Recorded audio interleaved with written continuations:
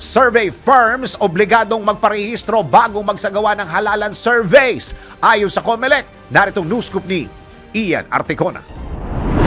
Ipinag-utos ng Commission on Elections sa mga survey firm na magparehistro sa poll body sa panahon ng halalan. Binigyan din ng COMELEC na ang tanging mga pre-registered entity lamang ang maaaring magsagawa ng mga survey sa halalan.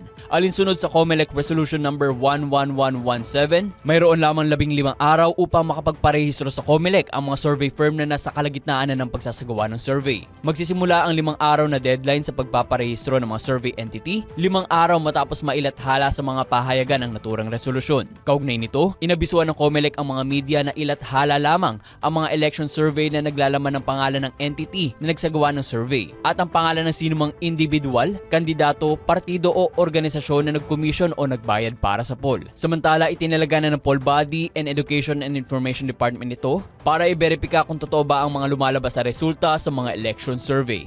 At yan ang aking news scoop. Ako si Ian Articona, nagbabalita ng tama, naglilingkod ng tama.